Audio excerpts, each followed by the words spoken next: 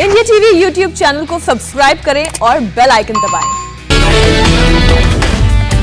देश में कोरोना मरीजों की संख्या ने तोड़ा वर्ल्ड रिकॉर्ड। एक दिन में 3,15,000 से ज्यादा पॉजिटिव केस सामने आए। इससे पहले अमेरिका में 8 जनवरी को आए थे 3,07,000 मामले। देश में कोरोना से 24 घंटे में 2,101 लोगों ने तोड़ा दम। मौत का अब तक का सबसे ज्यादा आंकड़ा। देश में इस समय 22 लाख से ज्यादा एक्टिव केसेस। 146 जिले में पॉजिटिविटी रेट 15% से भी ज्यादा। 5 राज्यों में कोरोना के 1 लाख से ज्यादा मामले। महाराष्ट्र में सबसे ज्यादा 6.95 लाख कोरोना के मरीज। वैक्सीन लगाने के बाद भी इन्फेक्शन पर हेल्थ मिनिस्ट्री का बयान। 10,000 में सिर्फ 2 से 4 लोगों को इन्फेक्शन हुआ। स्वास्थ्य मंत्रालय ने साफ किया कि दवा दुकानों पर नहीं मिलेगी वैक्सीन। निजी अस्पताल वैक्सीन की मनमानी कीमत नहीं वसूलेंगे।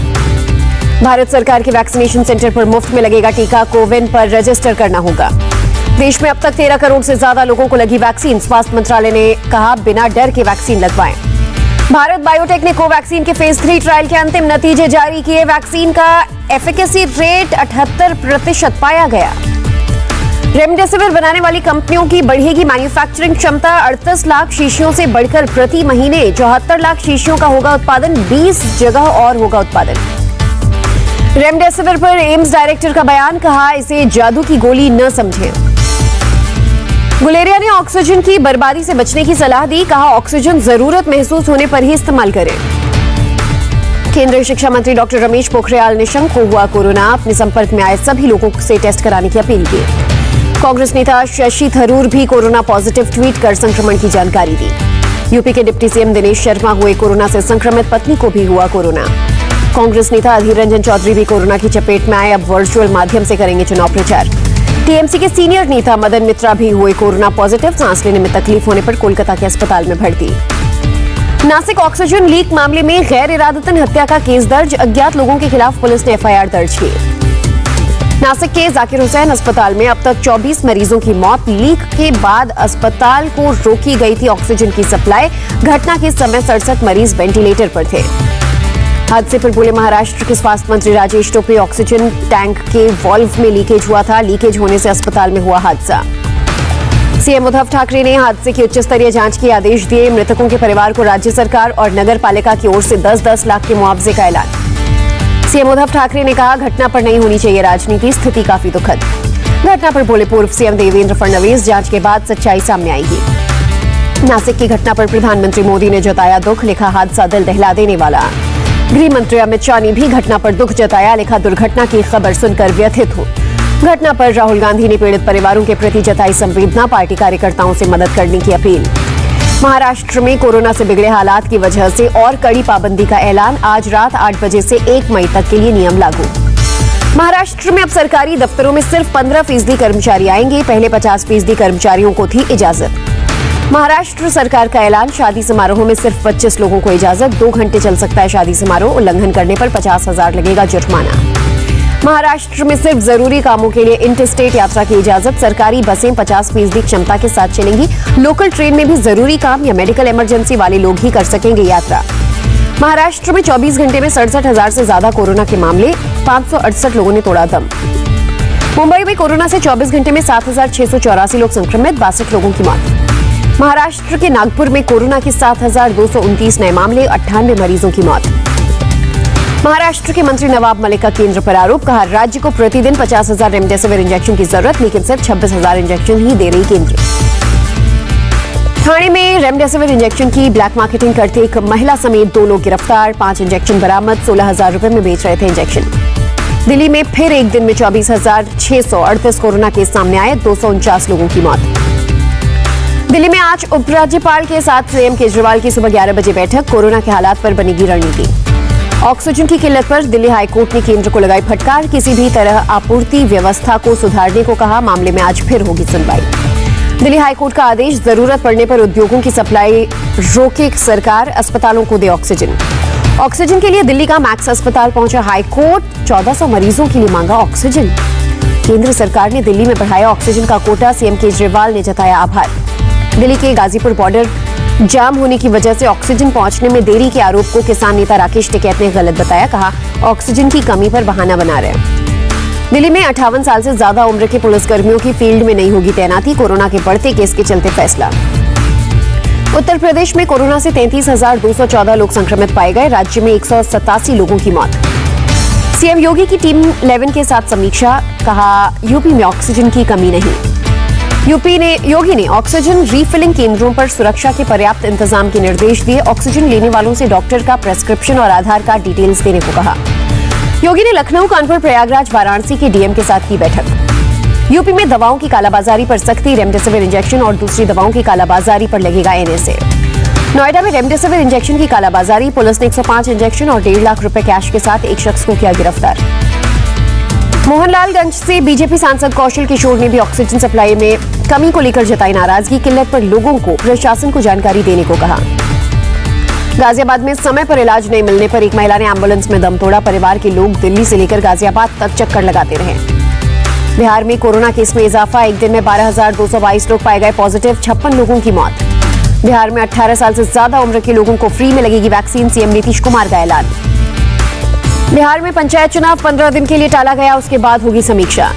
पटना एम्स में डॉक्टरों पर कोरोना संकट, 384 डॉक्टर और स्वास्थ्यकर्मी पॉजिटिव। बिहार के बेगूसराय में प्रशासन ने 1 साल से बंद पड़े ऑक्सीजन प्लांट को चालू कराया। सरकारी और निजी अस्पतालों में शुरू हुई ऑक्सीजन सप्लाई।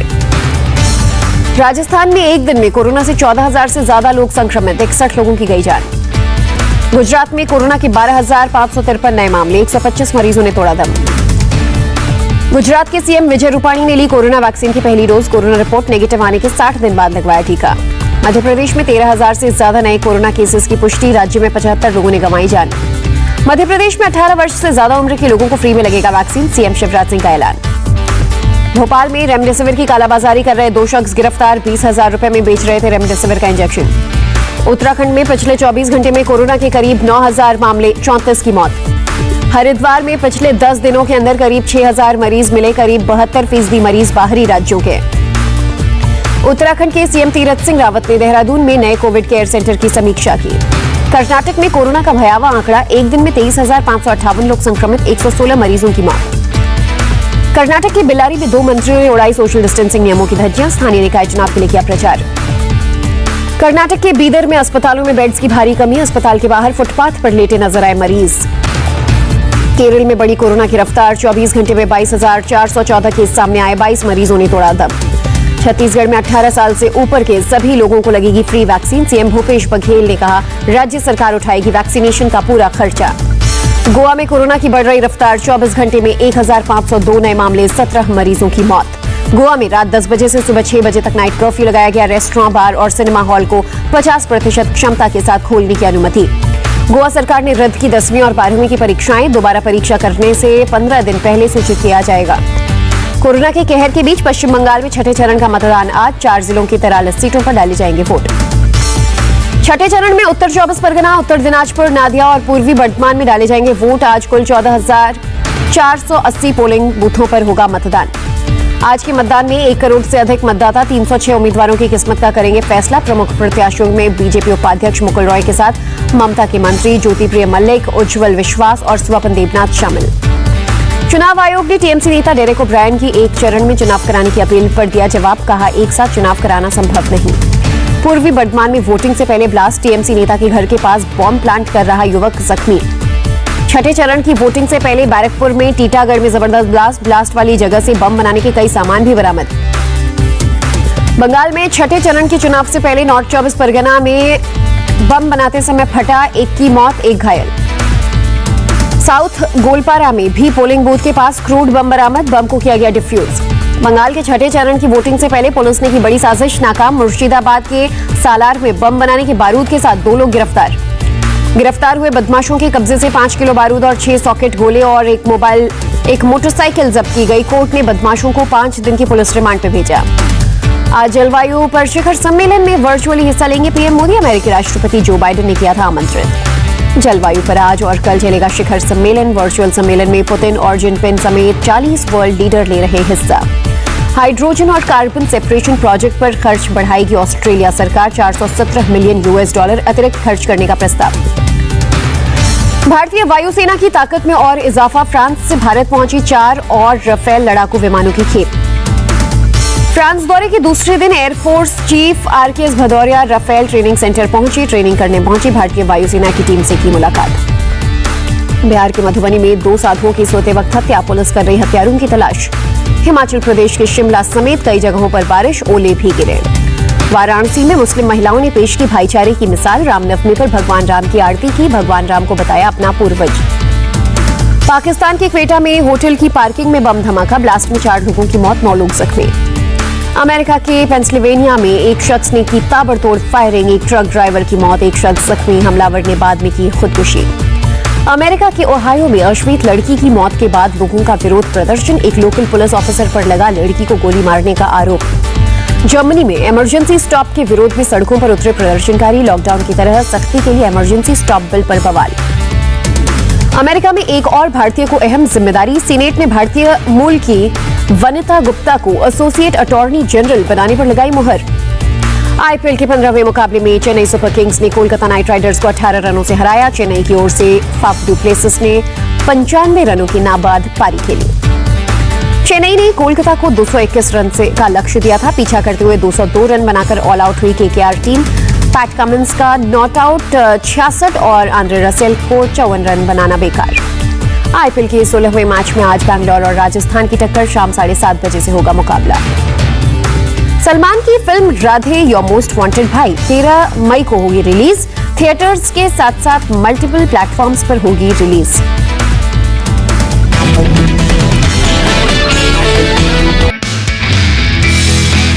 नमस्ते, मैं हूं मीनाक्षी जोशी। वीडियो और खबरों से अपडेट रहने के लिए India TV YouTube channel subscribe करें, बेल आइकन दबाना ना भूलें। जुड़े रहें इंडिया टीवी के साथ।